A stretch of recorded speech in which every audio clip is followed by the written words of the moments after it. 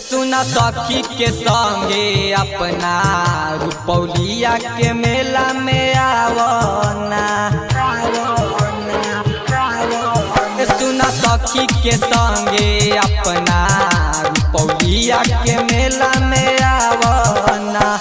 करबू भेट गोरी सतमी के, करबू भेट गोरी सतमी के की अठमी के बतावन। सुन सखी के संगे अपना रुपौलिया के मेला में आवना। सुन सखी के संगे अपना रुपौलिया के मेला में आवना। करबू भेट गोरी सतमी के, करबू भेट गोरी सतमी के की अठमी के बतावन। सुन सखी के संगे अपना रुपौलिया के मेला में आवना।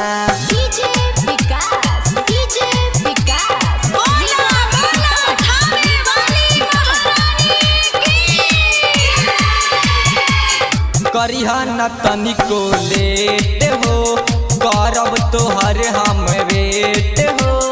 हमनी के मिले से केहू न रोकी, मैया जी करी है सेट हो। करिहन तनिको लेट हो, करब तोहर हम वेट हो। हमनी के मिले से केहू न रोकी, मैया जी करी है सेट हो। कके बहाना कवनो तू, कके बहाना कवनो तू अपना मम्मी के समझावना। सुन सखी के संगे अपना रुपौलिया के मेला में आवना।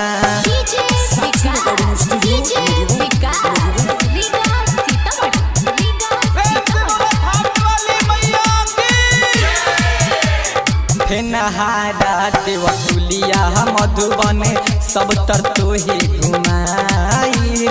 अमित रोहित सूरज सभी संग में हमारा आई।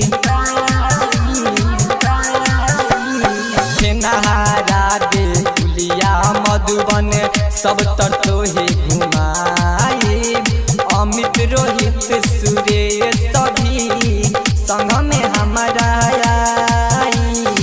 कहल ऋतिक रवाना सुना, कहल ऋतिक रवाना सुना, कमलेश के दिलवा दुखावना। सुन सखी के संगे अपना रुपौलिया के मेला में आवना। साक्षी रिकॉर्डिंग स्टूडियो मधुबन।